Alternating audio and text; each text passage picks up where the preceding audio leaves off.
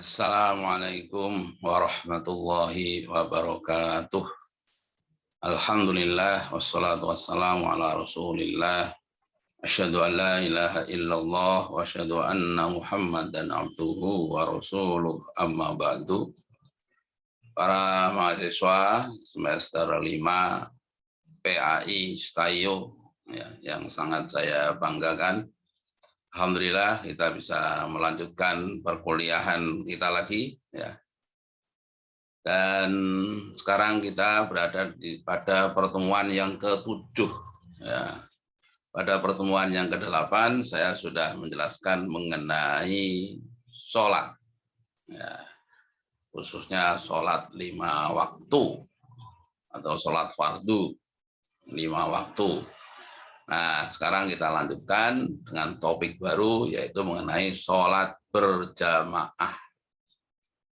Oke, kita awali bersama dengan membaca basmalah ya. Bismillahirrahmanirrahim. Jadi topik kita mengenai sholat berjamaah. Nah, kita sudah paham mestinya ini ya, sudah biasa kita lakukan. Apa yang dimaksud dengan sholat berjamaah itu ya, definisinya yang dimaksud sholat berjamaah adalah sholat yang dilakukan oleh 2 orang atau lebih dengan salah seorang menjadi imam atau menjadi ikutan, sedangkan yang lain mengikutinya atau menjadi makmumnya. Itu namanya sholat berjamaah. Oke. Apa hukum sholat berjamaah? Ternyata para ulama sudah banyak mendiskusikannya. Ya. Yang dapat disimpulkan bahwa bagi laki-laki yang tiada uzur dalam sholat Jumat hukumnya fardu ain. Itu sudah jelas ini ya. Fardu ain artinya setiap individu wajib melakukannya. Itu namanya fardu ain bagi laki-laki yang tiada uzur dalam hal sholat Jumat. Sedangkan dalam sholat fardu 5 waktu, ya, para ulama berbeda pendapat. Dalam hal ini ada 4 pendapat. Pendapat pertama mengatakan sunnah muakkad. Sunnah tapi sangat-sangat penting. Ya. Yang kedua fardu kifayah, artinya apabila sudah ada yang melakukan di kelompok jamaah itu, maka yang lain gugur kewajibannya.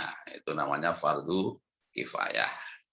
Yang ketiga wajib ain, namun tidak menjadi syarat sahnya sholat. Wah, ini semakin berat ini, ya. Dan yang paling berat pendapat yang keempat, wajib ain, ya. Wajib ain wajib yang harus dilakukan oleh setiap individu dan menjadi syarat sahnya sholat. Nah, ini pendapat yang keempat. Kita rinci coba satu persatu, ya. Yang berpendapat hukumnya sunnah muakkad ini antara lain ya, mazhab Hanafiyah dan mazhab Malikiyah. Ya, sunnah muakkad artinya suatu perbuatan yang sangat dianjurkan karena Rasulullah senantiasa melakukannya. Itu yang dimaksud dengan sunnah muakkad. Bila kita ikuti pendapat ini, maka berjamaah di setiap sholat fardu 5 waktu itu sepadan dengan sholat Idul Fitri dan Idul Adha yang hukumnya juga sunnah muakkad. Oke. Lalu yang berpendapat hukumnya fardu kifayah siapa? Yang berpendapat demikian antara lain adalah ulama Syafi'iyah, Abu Hanifah sendiri, dan jumhur mutaqaddimin. Ya. Jadi kalau kita mengikuti mazhab Syafi'i ini, Syafi'iyah ini, ya, paling tidak hukumnya fardu kifayah. Bila kita ikuti pendapat ini, maka berjamaah di setiap sholat fardu 5 waktu itu sepadan dengan sholat jenazah. Artinya wajib bagi setiap masjid ditegakkan sholat berjamaah di masing-masing 5 waktu. Bila tidak, ya, maka seluruh warga jamaah masjid yang bersangkutan berdosa. Ya, tentu saja nanti dosanya bertingkat-tingkat ini ya. Ya, dosa yang paling tinggi, yang paling banyak barangkali ya tetangganya masjid, ya rumahnya dekat masjid. Yang kedua takmir masjid. Yang paling banyaknya lagi ya takmir masjid, rumahnya dekat masjid. begitu. Ya. Makanya ini yang rumahnya dekat masjid hati-hati, apalagi jadi takmir gitu ya. Nggak main-main ini. Yang ketiga, hukumnya fardu ain. Ya. Namun tidak menjadi syarat sahnya sholat. Yang berpendapat demikian antara lain ini mazhab Hanabilah. Ya. Atha bin Abi Rubah, Al-Auza'i, dan Abu Tsaur. Ya. Kamu bisa lihat di bukunya Pak As-Sadlan. Judulnya Sholatul Jamaah, halaman 60. Artinya setiap laki-laki muslim yang mendengar panggilan azan sebagai tanda ditegakkan sholat berjamaah di suatu masjid atau di musola, maka ia wajib memenuhinya. Bila tidak, maka ia berdosa. Walaupun sholat sendirian yang ia lakukan tetap sah. Wah, ini yang paling berat, yang keempat ya. Yaitu hukumnya fardu ain dan menjadi syarat sahnya sholat. Yang berpendapat demikian ini antara lain adalah Ibnu Taimiyah, Ibnu Qayyim, Ibnu Aqil, Ibnu Abi Musa, dan mazhab Zahiriyah. Ya. Bila kita ikuti pendapat ini, maka berjamaah di sholat 5 waktu itu menjadi syarat sahnya sholat sepadan dengan suci dari hadas, menutup aurat, dan juga suci dari najis. Ya, lebih lanjut baca nih bukunya As-Sadlan ya, Sholatul Jamaah. Dalil sholat berjamaah. Ya. Lepas dari adanya 4 pendapat sebagaimana tersebut di atas, yang jelas para ulama sepakat bahwa sholat berjamaah itu disyariatkan oleh agama. Hal ini didasarkan Al-Quran dan juga hadis-hadis Nabi. Ya. Dasar Al-Quran misalnya surat Al-Baqarah ayat 43. Di sana Allah berfirman, A'udzu billahi minasyaitonir rajim wa aqimus sholata wa atuz zakata warka'u ma'ar raki'in. Ya, coba kamu perhatikan, wa aqimu, dan tegakkanlah olehmu as-sholata, sholat. Ya, kita sepakat hukumnya wajib. Wa atuz zakata, tunaikanlah zakat. Dan kita sepakat zakat termasuk hukumnya wajib. Warka'u ma'ar raki'in, dan rukuklah kamu bersama orang-orang yang rukuk. Rukuk bersama orang yang rukuk maksudnya ya sholat itu dikerjakan secara berjamaah. Mestinya kan jadi wajib juga ini, ya kan? Kalau kita lihat urutannya itu ya, sholat wajib, zakat wajib, jamaah, nah, tentu saja paling tidak ya, wajibnya, ya, andaikan sunnah ya sunnahnya harus sunnah yang muakkad betul begitu. Ya, oke lah. Yang jelas disyariatkan ya menurut Al-Quran. Dan juga dalam surat An-Nisa ayat 102, Allah memerintahkan Rasulullah agar tetap menegakkan sholat berjamaah walaupun dalam situasi peperangan. Wa idza kunta, dan jika kamu berada fihim, di tengah-tengah pasukanmu, fa aqamta, kemudian kamu akan menegakkan lahum, bersama mereka as-sholata, sholat, fal takum ta'ifatum minhum ma'aka, maka hendaklah ya, pasukannya itu dibagi menjadi 2. Yang satu golongan, ya, satu ta'ifah sholat bersamamu, ya.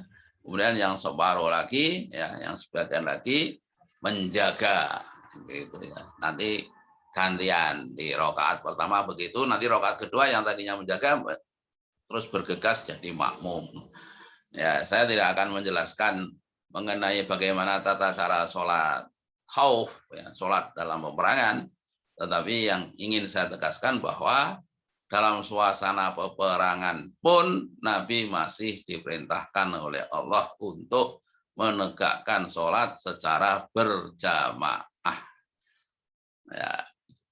Kemudian dasar hadis banyak ditemui ternyata ya. Ada hadis dari Abu Hurairah meriwayatkan bahwa telah datang kepada Rasulullah seorang tunanetra. Dalam riwayat itu adalah Ibnu Ummi Maktum ya. Dan ia berkata, wahai Rasulullah, tidak ada seorang pun yang menuntun saya untuk datang ke masjid. Kemudian ia minta keringanan kepada beliau ya agar diperkenankan sholat di rumahnya. Maka beliau pun mengizinkannya. Tetapi ketika ia bangkit hendak pulang, beliau bertanya kepadanya, hal tasma'un nida abis sholat. Tetapi apakah kamu mendengar panggilan azan? Qala, jawab Ibnu Ummi Maktum, "Na'am, ya, saya mendengar wahai Rasulullah." Ya. Qala, maka Nabi menjawab bersabda, "Wajib, kalau begitu ya, penuhilah panggilan azan itu." Ya, maksudnya kamu harus datang ke masjid. Hadis riwayat Muslim. Ini menarik sekali nih, orang yang tunanetra kalau ia mendengar azan berarti rumahnya dekat dengan masjid. Ya, tidak jauh dari masjid. Ya kan? Ya. Kalau orang yang dekat dengan masjid, ya, walaupun dia tunanetra, sekalipun tidak ada yang menuntun, maka ia akan bisa datang dengan sendirian, dengan berbekalkan tongkat, dia akan sampai ke masjid. Mengapa? Karena masjidnya nggak pindah-pindah. Jalannya acak begitu saja. Dia hafal. Nah, yang menarik dari hadis ini adalah walaupun dalam suasana orang yang tunanetra sekalipun masih diperintahkan oleh Rasulullah untuk sholat secara berjamaah. Apalagi kita yang melek, yang waras, yang matanya awas, ya, listriknya jelas, ya, terang, ya, maka tentu lebih wajib ini untuk mendatangi sholat berjamaah di masjid. Ya. Ada juga hadis Rasulullah ini hadis yang serem juga ini ya. Ya, wa Nabi Hurairah, dari Abu Hurairah radhiyallahu anna Rasulullah, bahwa Rasulullah sallallahu alaihi wasallam qala, bersabda, walladzi nafsi biyadihi, ya, demi zat yang jiwaku ada di tangannya, laqad hamamtu, sungguh aku berkeinginan, an amuru bihatobin, untuk memerintahkan mencari kayu bakar, wayah tatibu, untuk kemudian dijadikan kayu bakar, gitu. Maksudnya dibakar. Gitu. Summa amuro bis sholati, kemudian aku akan memerintahkan untuk menegakkan sholat.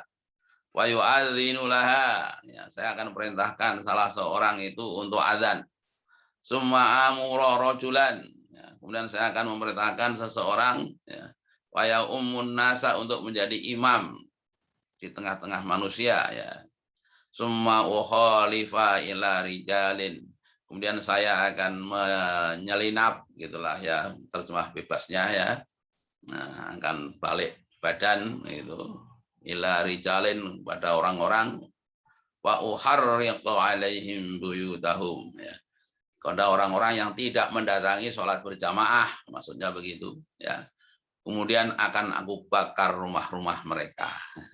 Rasulullah marah betul kepada, ya, umatnya yang tidak memenuhi panggilan azan, sampai-sampai Rasulullah mengancam untuk membakarnya.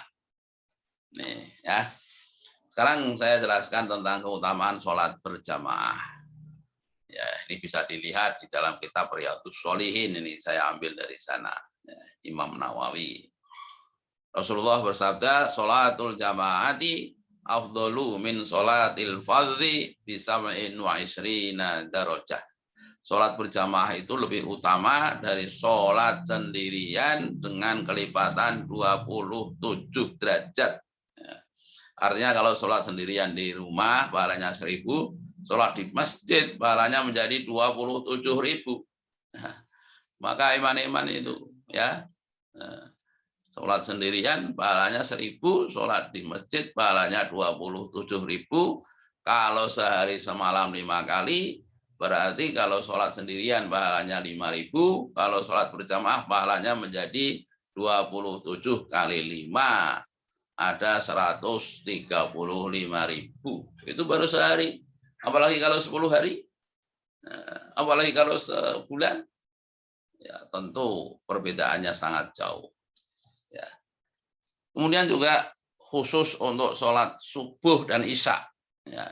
Rasulullah bersabda, man sholal isya'a fi jama'atin, barang siapa yang sholat isya secara berjamaah, maka annama qoma nisfal lail, maka seolah-olah ia berdiri separuh malam.